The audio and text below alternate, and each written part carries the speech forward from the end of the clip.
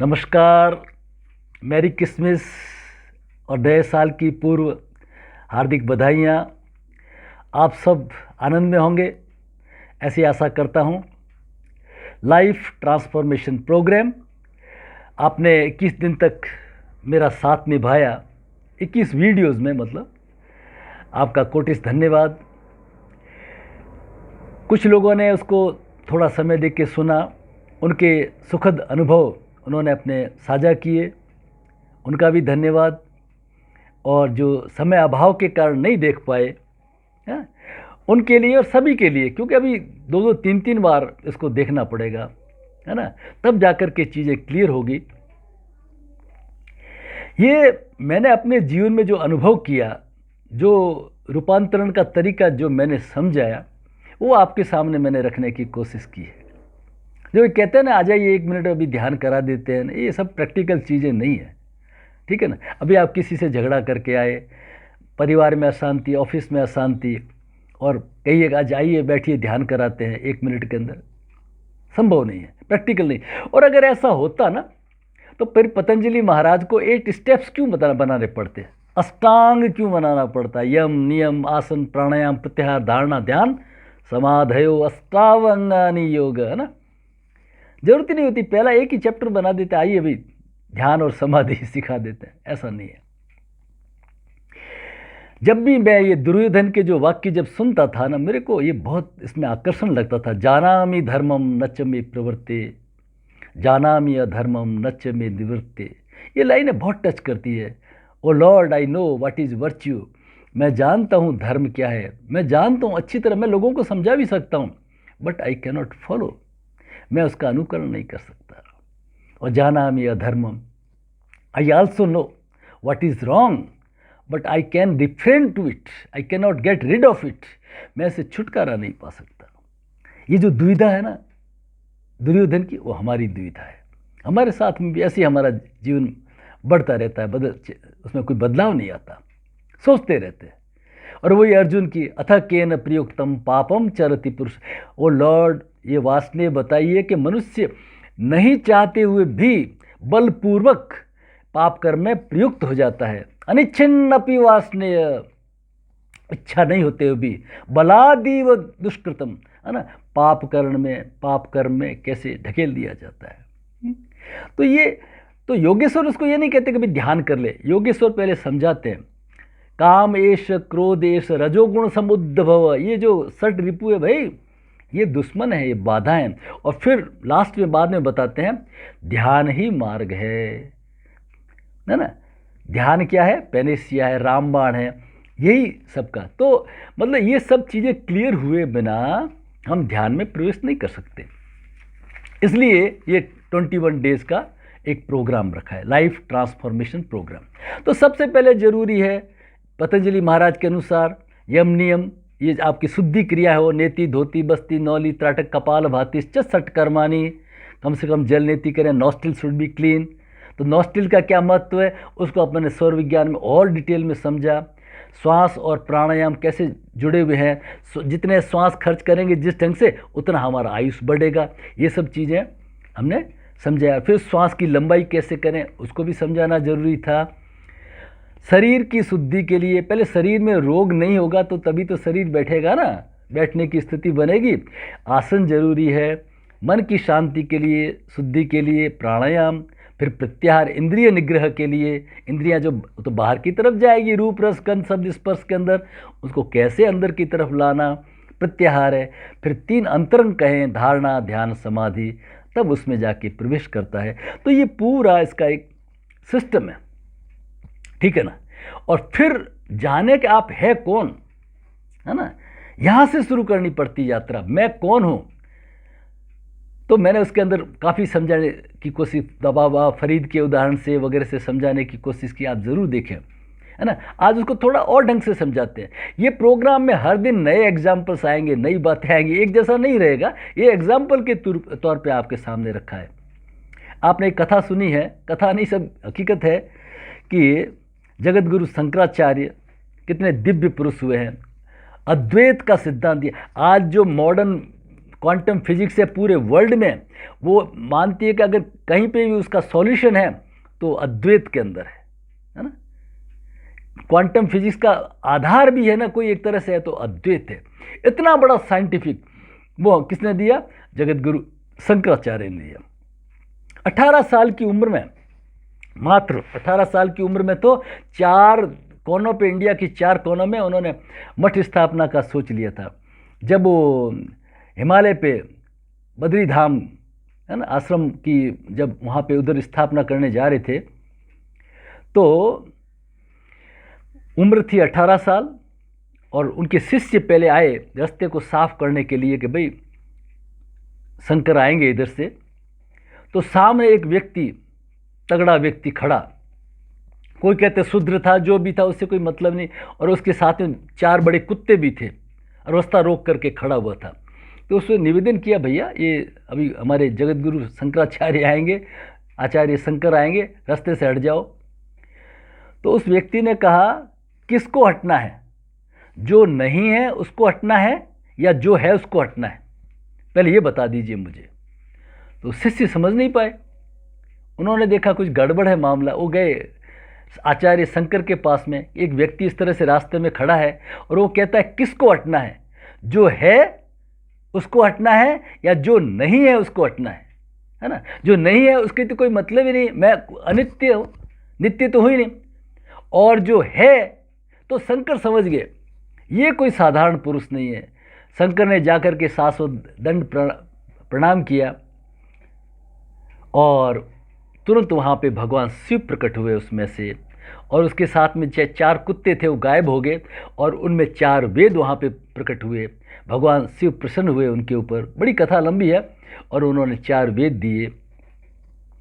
और कहते हैं कि वहीं शंकर ने समाधिस्थ हो गए वो, और वो जो लाइनें गाई है ना, निर्वाण षटकम बहुत प्रसिद्ध है। ये मेरी भी बहुत सालों से तलाश थी। मैं जब केवल्य धाम में जब गया तो जीपी सहाय सर थे, प्रोफेसर, बड़े विद्वान थे, उनसे मैंने पूछा, सवाल रखा था, हु एम आई? तो उन्होंने कहा बड़े एग्जाम्पल से, देखिए चश्मा किसका है? तो हमने कहा सर चश्मा आपका है। नहीं, क्या मैं चश्मा हूँ क्या? ये हाथ किसका है? कि हाथ सर आपका है। तो क्या मैं हाथ हूँ क्या? मैं क्या पैर हूँ क्या? ये मैं शर्ट हूँ क्या? नाक हूँ क्या? कान हूँ क्या? नहीं सर नहीं। तो फिर मैं क्या हूँ? मैं कौन हूँ? तो उन्होंने बताया, नेति नेति, आई एम नॉट, नेति नेति, जैसे प्याज के छिलके छीलते जाएंगे ना, this is not, this is not, this is not, तो जाकर के वो शून्य प्रकट होगा ना, वो मैं हूँ, चिदानंद। ठीक है ना? तो फिर भगवान जो आचार्य शंकर ने वहाँ पे जो लाइनें बोली है निर्वाण षटकम के रूप में, I am not, this is not, this is not, है ना, तो फिर मैं क्या हूँ? मनोबुद्ध अहंकार चित्तानि नाहं न च श्रोत्र जिह्वे न च घ्राण नेत्रे न च व्योम भूमिर् न तेजो न वायुः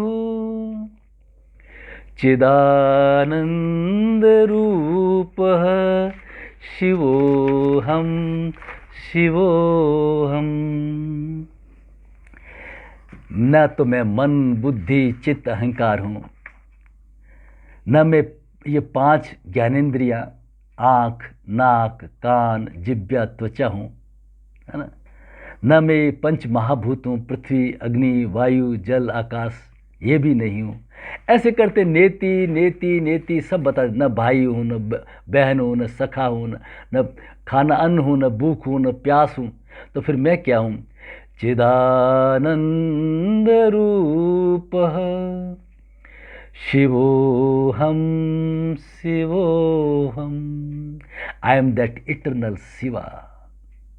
वो जो नित्य है ना, वो शिव तत्व, वो मैं हूँ, न जिसका जन्म होता है ना। नैनम छिदंती शस्त्राणि नैनम दहति पावक न च क्लेद्यं तापो न शोषयति मारुत वासासी जीर्णानि यथावे। ये तो जन्म तो चलते रहते हैं, तो इसलिए उसने जो कहा ना, किसको हटना है, जो है उसको हटना है या जो नहीं है उसको हटना है। नहीं हटना है तो उसका क्या हटना, और जो है वो तो सब जगह है, that is omni potent, omni present, है ना।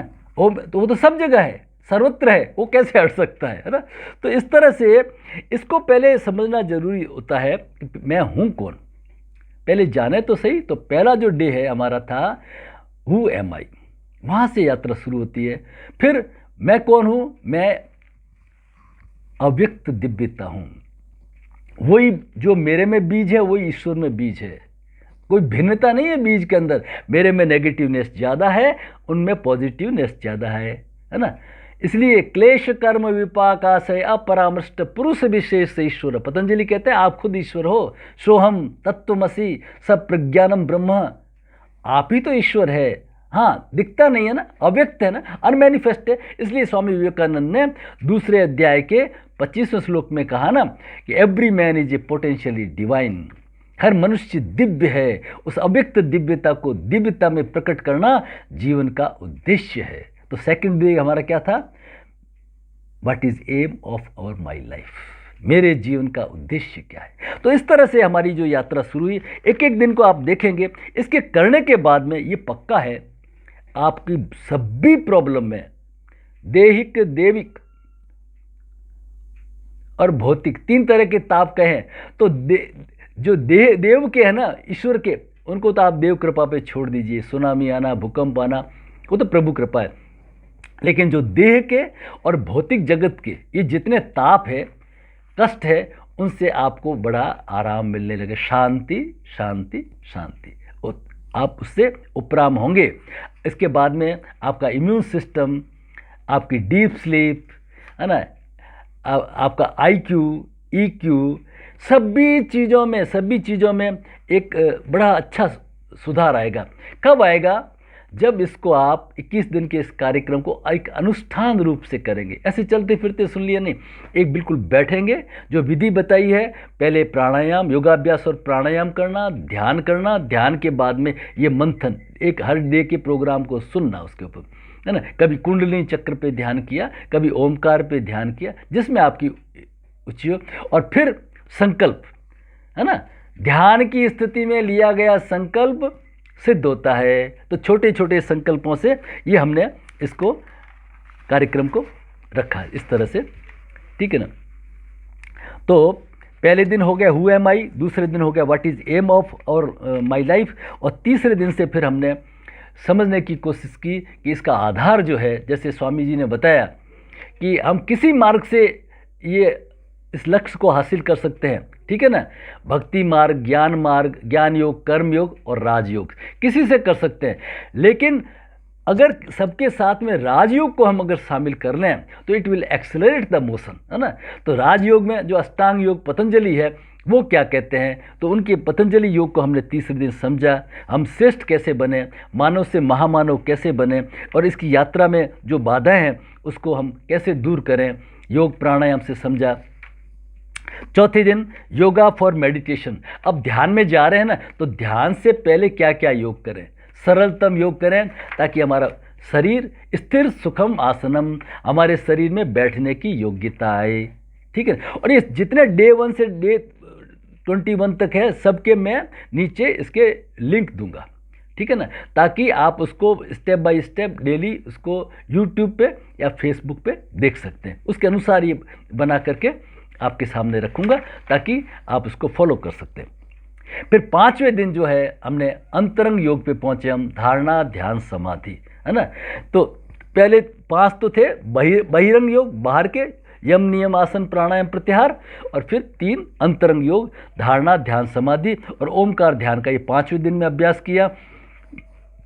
6ठे दिन में हमने स्वास्थ्य के महत्व को समझा कि लंबी उम्र के लिए, एक क्रिएटिव एज के लिए लंबा श्वास जरूरी है। उसको अलग अलग हमने पशुओं से उनकी उम्र को देख करके, भी कुत्ता 10 से 12 श्वास लेता है तो उसकी उम्र, कुत्ता लेता है 50 से 60 श्वास तो उसकी उम्र होती है 10-12 साल, है ना। उसको हमने समझा। तो जैसे जैसे हम श्वास को अपना लंबा करेंगे तो हमारी आयुष भी लंबी होगी। श्वास को लंबी कैसे करें, इसको हमने भ्रामरी के उदाहरण से समझा। ठीक है। 7वें दिन में हमने शिव सूर्योदय पर चर्चा की। हम संसार में रहते हैं ना, तो संसार में हमारे मनोरथ सिद्ध हो। खाना आज तक जो हमने खाया है ना, आप समझने की कोशिश करना, खाना आज तक हमने खाया है और पानी हमने आज तक पिया है। कैसे पिया? खाना हमने भूख से खाया है और पानी हमने प्यास से पिया है नहीं। अब आगे से क्या करेंगे? खाना जब खाएंगे जब मेरा राइट नोस्ट्रिल चलेगा, ठीक है ना। और पानी हम कब पिएंगे? जब हमारा लेफ्ट नोस्ट्रिल चलेगा। इसको बिल्कुल अभ्यास करना है। तो इसको हमने शिव सूर्योदय के माध्यम से समझा, ठीक है ना। और इसको पूरा हमारे जो पूरा जीवन का मृत्यु तक का इसके अंदर सब डेट तक पता कर सकते हैं। ये शिव सूर्योदय वैसा ग्रंथ है, हमारे मनोरथ कैसे सिद्ध हो। हम कहीं पे भी जाएं तो हमारा काम रुके नहीं, हम किसी के सामने जाएं तो हमारा सब काम सफल हो। कहीं हम नेगोशिएशन पे जाएं, संबंध वगैरह करने जाएं, कोई खरीदारी करने जाएं, है ना, गहने या ज़मीन या कोई संबंध करना है तो हम कैसे जाएं, उन सब विधियों का हमने इसके अंदर वर्णन किया है। 6ठे दिन के अंदर, 7वें दिन के अंदर शिव सूर्योदय पर चर्चा की है। आपके जितने प्रश्न हो शिव सूर्योदय के, आप इसमें लिखेंगे। काफ़ी लोगों को तो मैंने कमेंट बॉक्स में जवाब देने की कोशिश की है। आप लिखिए, एक मैं कॉन्क्लूड सेशन शिव सूर्योदय का ज़रूर बनाऊंगा स्टूडेंट्स के लिए भी। कैसे 24 घंटे लोगों के होते हैं तो उनके 25 घंटे कैसे हो सकते हैं, 26 घंटे कैसे हो सकते हैं, ठीक है ना। तो ये योगा जो आप जो इसमें समय देंगे ना, ये इन्वेस्टमेंट कैसे है ना, आपको ज़्यादा से ज़्यादा कैसे फ़ायदा मिल सकता है। 8वें दिन हमने चर्चा की पंच महाभूत और तत्व ज्ञान के बारे में।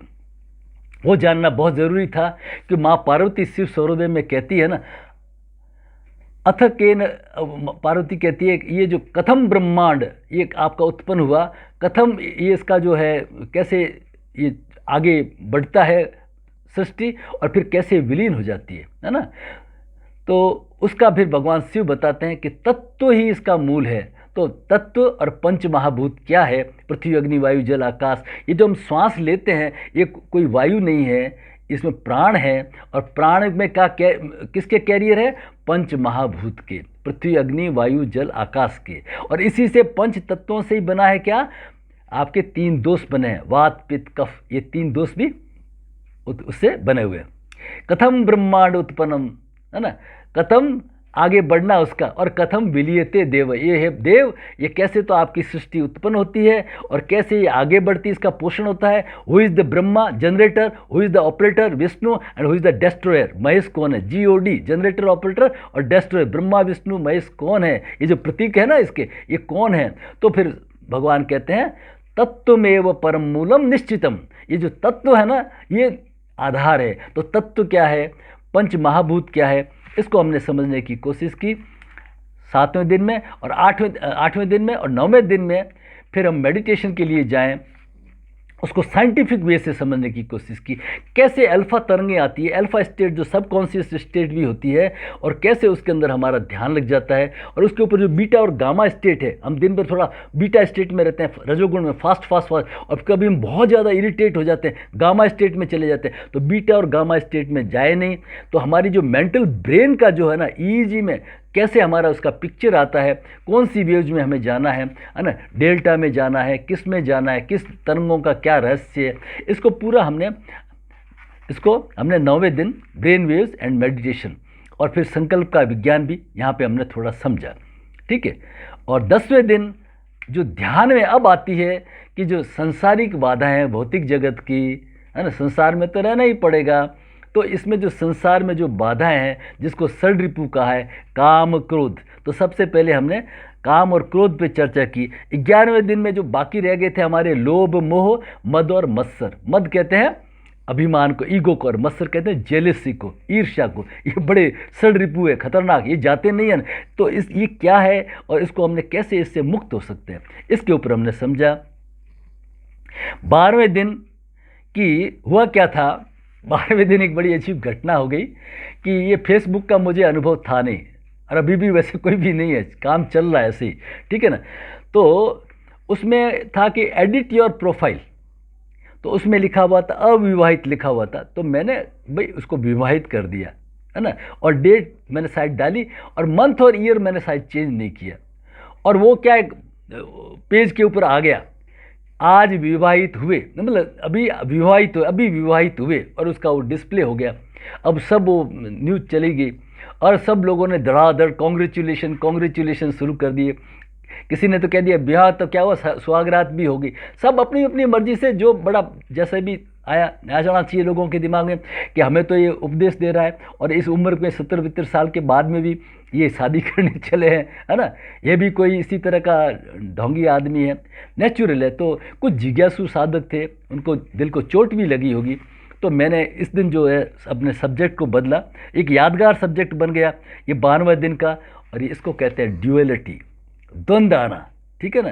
संसार में हम क्या करते हैं कि हम एक सिक्का देखना चाहते हैं, हेड हेड आना चाहिए, टेल टेल नहीं आना चाहिए, फूल दिखना चाहिए, हमें कांटा नहीं चाहिए, दिन होना चाहिए। अरे ऐसा नहीं है, ये तो प्रतिदिन बदलने वाली साइकिल है, इसमें कोई स्थायी नहीं है। हस्बैंड वाइफ रिलेशन बस उसके गुण होने चाहिए। अरे ऐसे कैसे हैं, वो परमात्मा थोड़ी है। तो एक्सेप्ट इन टोटो, आप अगर किससे मित्रता करें, जुड़े, तो सब देखिए सब में कोई ना कोई कमियां हैं। हमारी नज़र पॉजिटिव की तरफ होना चाहिए। ठीक है ना।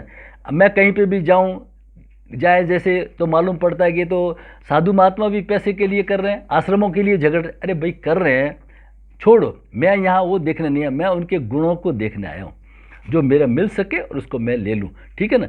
सूप स्वभाव है ना, उस तरह का स्वभाव होना चाहिए, है ना, जो सार को ले ले और थोथा दे उड़ाए।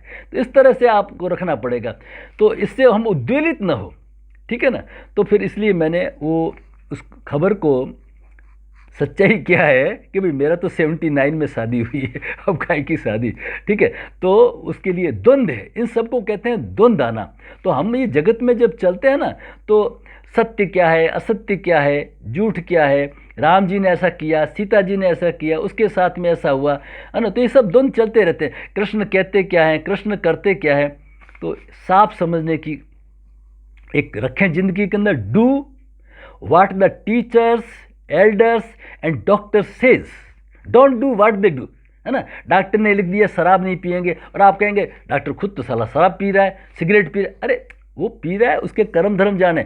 आपके लिए सिगरेट हार्मफुल है, शराब हार्मफुल है, आप नहीं पिए, ये आपके लिए लिखा है। ठीक है ना, हमें उसको फॉलो करना है। ठीक है। तो ये जो द्वंद्व उठते हैं ना, तो ये मैंने उस दिन टॉपिक बदल दिया। ये बहुत इंटरेस्टिंग वीडियो बना है, द्वंद्व, इसको द्वंद्व को देखें।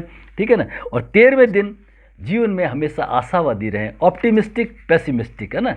क्या हार में क्या जीत में, किंचित नहीं भयभीत में, कर्तव्य पथ पर जो मिले ये भी सही वो भी सही, है ना। तो इस तरह से आदमी को रिलैक्स रहना चाहिए। और 14वें दिन 14th को जो हमारी साइकोलॉजिकल प्रॉब्लम्स है, षड रिपु के अलावा, उससे मिलती जुलती राग, भय, उत्तेजना, अतिविश्वास, अनियमित दिनचर्या, ये जो प्रॉब्लम्स है ना, इसके ऊपर ये वीडियो है। 15 दिन का है, 15वें दिन है तनाव मुक्ति, स्ट्रेस मैनेजमेंट। फिर भी कोई स्ट्रेस रहती है ना, तो उससे कैसे मुक्त हो। 16वें दिन में how to live a happy life, Patanjali के अनुसार। अभी तक हमने सब गीता वगैरह के उदाहरण से समझा। पतंजलि महाराज क्या कहते हैं, मैत्री करुणा मुदिता उपेक्षा सुख दुख पुण्य पुण्य विषयाणाम भावनात् चित्त प्रसादन। पतंजलि कहते हैं संसार में 4 तरह के लोग मिलेंगे, आपको इंटरेक्शन करना है, किसके साथ मित्रता करनी है, करुणा करनी है, किसी से आपको प्रेम करना है, हर्षित होना, और किसी की आपको उपेक्षा करनी है। ऐसे आप समझ करके अगर चलेंगे जीवन के अंदर, तो आपका जीवन हो। अब यहाँ तक, अब जो सबसे इम्पोर्टेंट बीच के अंदर योग, प्राणायाम, कुंडलिनी चक्र, ध्यान, ये सब कराए। सबसे जो समझने की चीज़ है, हम वहाँ से क्या लक्ष्य लेके चले थे, ध्यान। क्यों योगेश्वर क्या कहते हैं, ध्यान ही मार्ग है। तो ध्यान के मार्ग में चलने के लिए जितनी बाधाएं आई थी, हमने एक एक करके उसको कवर किया। अब ध्यान की स्थिति हमारे लगने लग गई, पहले से बेहतर आसन, प्राणायाम वगैरह के से, और सब ये जो साइकोलॉजिकल चीज़ें समझने से कि ये जो संसार है ये सदा रहने वाला नहीं है ना, ये अनित्य है। ठीक है ना। तो वो कहता है ना, अनित्य को हटना है कि नित्य को हटना है। हमारे एक गुरुजी, जब हम इसमें विपश्यना साधना में बैठते थे, एक 1.5 घंटा बैठना पड़ता है, 10 दिन तक आपको उस प्रैक्टिस में रहना पड़ता है, 10-11 घंटे तक लगा ये आपका ये साधना चलती है पर डे। तो वो कहते हैं जैसे ही आप बैठेंगे ना, तो एक जगह खुजली चलती है, खुजली चलती है, तो आप कहिए अनित्य, अनिच्छ, बौद्ध भाषा में क्या कहते हैं, अनिच्छ, ये टेम्परेरी है। जब ये शरीर ही टेम्परेरी है ना, तो इसकी संवेदनाएं तो टेम्परेरी है ही ना, मतलब वो कौन सी परमानेंट है। और जैसे ही आप कहेंगे अनिश्चित, तो वो वेनिश हो जाएगी। और अगर आपने उसको एंटरटेन कर दिया, यहाँ खा जा रही है, खिन्नी शुरू कर दी, तो कह दे बेटा इधर आ जा, अब बेटा इधर आ जा, you will be in monkey state, ठीक है ना। तो ये कैसे उस स्टेट्स में आपको रहना है, तो फिर स्थिरता कैसे लानी है, और उसके बाद में एक नियम बनाना है आपको, हमेशा रट लेना है कि ध्यान की स्थिति में लिया गया संकल्प हमारा सिद्ध होता है। अब ध्यान की स्थिति में आप कैसे भी पहुँचे, उछल कूद करके पहुँचे, नृत्य करके पहुँचे, मीरा की तरह पहुँचे, दादू की तरह पहुँचे, नानक की तरह या कबीर की तरह कैसे भी पहुँचे, वहाँ जा कर के ये अल्फा स्टेट होती है ना। ये हमारा सबकॉन्शियस ओपन रहता है, वहाँ पे हमें एक संकल्प लेना है, रिजोल्व पास करना है। तो इस संकल्प का विज्ञान क्या है, रिजोल्व का संकल्प 4 तरह के होते हैं, क्रियात्मक होते हैं, संकल्प सकारात्मक होते हैं, है ना। और उसके बाद में हर दिन संकल्प का अनुसंधान करना पड़ता है दूसरे दिन। तो मैंने अपने कैसी बैड हैबिट्स को मैंने छोड़ा, है ना, तो वो आपके सामने मैंने रख करके समझाया। तो बहुत ही अच्छा वीडियो था वो भी, तो आप ज़रूर इसको देखें, इन चीज़ों को डे बाय डे ये सब आपके लिए बना दिया है, फेसबुक पे भी और आपके यूट्यूब पे भी, दोनों पे योगा गुरु आरसी शर्मा। इतने दिन मैं अति व्यस्त रहा अपने कार्यक्रम में, इसलिए मैंने किसी को अपना व्हाट्सएप नंबर नहीं दिया। मैंने पहले ही कह दिया था कि सब इसके बाद में आपके कोई डाउट्स रहेंगे तो मैं खुद एक कंक्लूड वीडियो ज़रूर बनाऊंगा। और बातचीत करने का मेरे पास में टाइम रहता नहीं है। मैं आपको व्हाट्सएप नंबर शेयर करता हूं, है ना। मेरा व्हाट्सएप नंबर है, उस पर रिंग नहीं करेंगे। व्हाट्सएप नंबर है 9521294288। मैं वापस रिपीट करता हूँ, 9521294288। ये मेरा व्हाट्सएप नंबर है। आप उसमें वैसे तो कमेंट बॉक्स में लिखें, उसके बावजूद भी आपके कोई हो जिज्ञासु साधक है तो उसमें अपना लिख सकता है, मैं रिप्लाई दूंगा, ठीक है ना। तो ये आप इससे जुड़े, मेरे इस पेज को आप फॉलो करें, फेसबुक पे योगा गुरु आरसी शर्मा, और यूट्यूब पे सब्सक्राइब आप लोगों ने अच्छा किया है, और फिर करें उसको, है ना। ज़्यादा से ज़्यादा लोगों को इसको आप अपने साथियों को बांटें, है ना। बिल्कुल फ्री है, और हज़ारों रुपए लगाने के बाद में भी एक इस तरह का इस लेवल का मिलना बहुत मुश्किल है, जो बिल्कुल डाइल्यूटेड फॉर्म है आपके लिए, है ना, जिसको बिल्कुल आसान करके समझाने की प्रैक्टिकली, और जो मेरे जीवन के अनुभवों पे, कोई किताबी बातों पे कम है, व्यवहारिक बातों पे ज़्यादा है, वो ज़रूर असर करेगी, और आपके जीवन में प्रभु कृपा से बहुत अच्छा परिवर्तन आएगा। नया साल जो है ना 2023 के अंदर एक हम नए रूप में प्रवेश करेंगे, ठीक है। और आगे आने वाले सालों में भी, ये नहीं कि नए साल में, आगे आने वाले सालों में भी आप करेंगे। आपने अपना बहुत कीमती समय दिया, मैं आपका बहुत बहुत आभारी हूँ, और प्रभु से कामना करता हूँ आप हमेशा स्वस्थ रहें, निरोग रहें, दीर्घायु रहें, आपके घर में सुख शांति हो, खूब आनंद हो, और आप इस तरह से आगे मैं और कार्यक्रम इससे बेहतर लाने की कोशिश में हूँ। तो कुछ दिन मैं नहीं रेगुलर हो भी पाऊँ ना, तो आप अगर पेज को फॉलो करेंगे ना, तो उसके ऊपर आपने प्रोफाइल को तो कर रखा है, प्रोफाइल नहीं पेज को करिए, ठीक है ना, तब जाकर के उसकी रिकॉग्निशन है। प्रोफाइल की तो कोई वैल्यू नहीं है। और अब आगे जो मैसेज आएंगे तो मैं पेज पे ही दूंगा, है ना। बार बार प्रोफाइल पे अगर यूट्यूब पे इधर उधर मैसेज करने का टाइम नहीं है, इसलिए मेरे फेसबुक पेज को, योगा गुरु आरसी शर्मा को, मैं आपसे बार बार कहता हूँ उसको फॉलो करें, ठीक है ना, और अपने कमेंट बॉक्स में लिखें। और आपके लिए बहुत बहुत धन्यवाद और बहुत बहुत शुभकामनाएं।